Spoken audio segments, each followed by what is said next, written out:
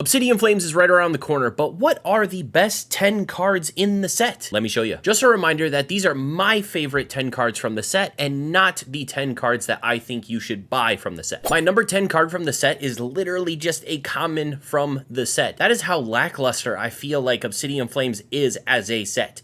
It's really reminiscent of Darkness Ablaze, being that there is kind of only a Charizard chase and the rest of the cards are kind of So the number 10 card is Charmander. Now this Charmander is actually really cool. I love the dynamic attack that is happening. It's almost like a tail whip or flame wheel, something of that nature. I love action artworks of my favorite Pokemon, obviously Charmander. There's a lot of nostalgia there for me. The very first starter I ever chose, Charizard being my favorite Pokemon.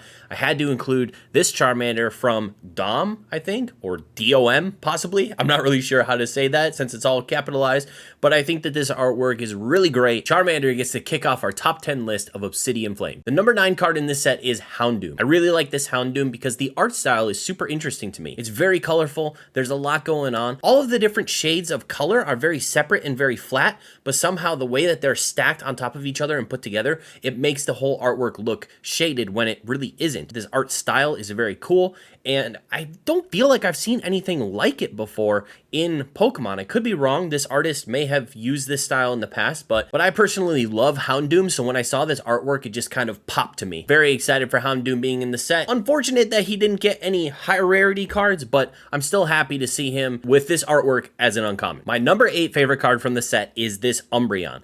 I feel like the shape of Umbreon, the way that he's drawn on this card is very unique. Something about the head shape or the ears. He's very thin, or his eyes are really big. Something about his shape is just very unique in this artwork. Typically with Umbreon, we get Umbreon and the moon. And somehow in this card, they decided to go with Umbreon, but not with the moon, but a reflection of the moon. Very creative way of including the moon into the Umbreon artwork here. I really like it. I like seeing Umbreon like in the forest. I feel like every time I see Umbreon, he's on top of a building doing something in a city. So seeing him in a forest environment is very unique. There's also an Espeon and an Eevee in this set that are both very cute as well.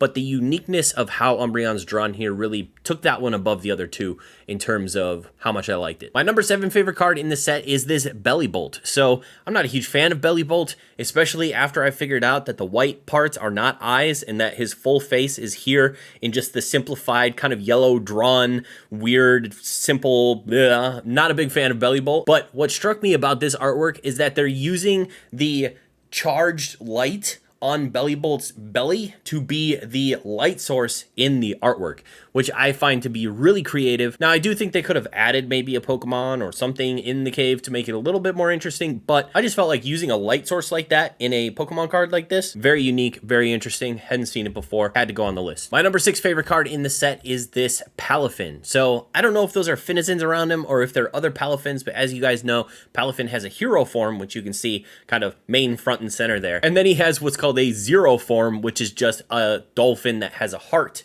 which differentiates him, I guess, from Finizin. Palafin is a really cool Pokemon. I think he's one of the better designs of the newest generation. And for this card, I am a sucker for symmetry. And this card is maybe perfectly symmetrical. It is so pleasing to the eye. It reminds me almost of the Moltres alternate art from Chilling Reign, how symmetrical that was.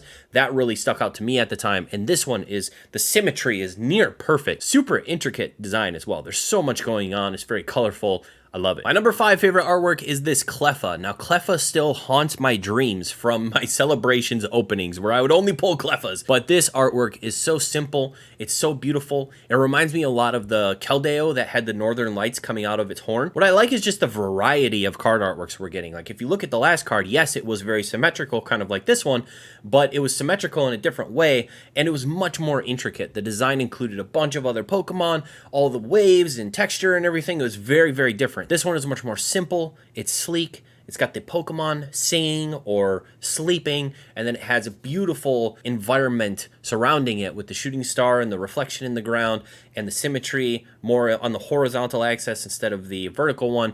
It looks great. Number 4 is this heavy metal version of Rev Room. I don't know how Rev Room transformed into this like crazy monster truck looking thing. I actually really like the design of Rev Room. I like this whole kind of truck engine look that he has to him. I love the tongue sticking out of the top of the mouth. His design is very hectic and all over the place, but it's very creative and interesting. And that's kind of what I appreciate more from Pokemon when they take this approach. And again, this feels very like Mad Max, Fury Road, heavy metal, needs like a heavy metal soundtrack behind it. There's so much action here. He's racing towards you on the artwork. It's very detailed. There's a lot of smoke, a lot of flames. I feel like I can hear this car go by. My old man ears are like, oh, screw that kid in his loud car. Cracking into the top 3 is Ninetails.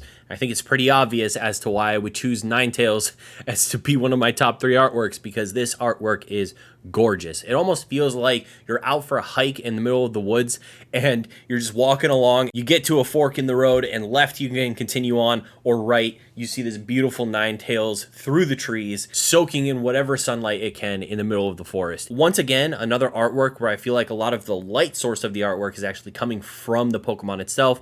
Very cool that they've chosen to do that with 2 different Pokemon in this set. And the artwork is very circular. You have the tails kind of circling around. You have the trees kind of framing the Ninetails in a circular motion. It's just a gorgeous looking card. Absolutely amazing. Beautiful, beautiful. I feel like Ninetails always takes a back seat to Arcanine, because Arcanine was like the legendary that never was, but Ninetails is a great Pokemon in its own right, and I feel like it's pretty underrated. The number 2 Pokemon card is Charizard EX. Now, Kiriyagawa absolutely killing it again with this Charizard artwork. Now, yes, it does kind of look like a 14-year-old drew this card with colored pencil, but that's kind of the charm of it. I also really like how it's pretty symmetrical. Again, a lot of the artworks in this set, for some reason, the ones that stuck out to me are fairly symmetrical. One thing that I really love about this artwork is that they hid this stupid hat behind everything up top. It almost feels like they understand that they made a big mistake in the design with the hats, because the hats are really stupid. I do think that the card looks really nice. I love this one in comparison to the freaking gold card. The gold card looks like a 9-year-old girl just bedazzled the back of her jacket to look kind of like a Charizard. It looks really bad. Igawa manages to just kill every artwork that they do. This is another fantastic one of my favorite Pokemon.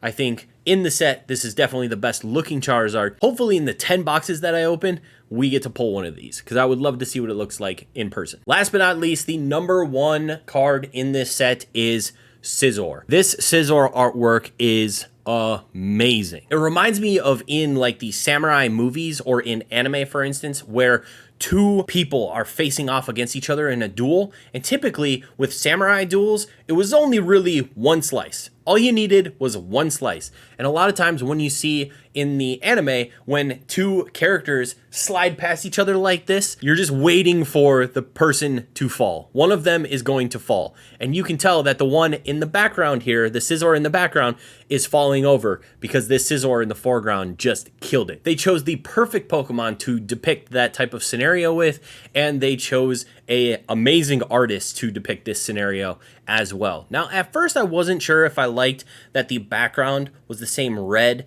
as the actual Scizor in the foreground. Sometimes when the background is the exact same color as the Pokemon in the foreground, it can be hard to differentiate between the 2 items, but I actually feel like it works really well in this particular artwork. It's just amazing. It's the best artwork in the set by far. Absolutely fantastic. Well, that was my top 10 cards from Obsidian Flames. Let me know in the comments below which card you're most excited to pull. We will be opening 10 boxes of this set on a live stream the weekend that it comes out. Make sure to like and subscribe so that you get that notification when that opening begins.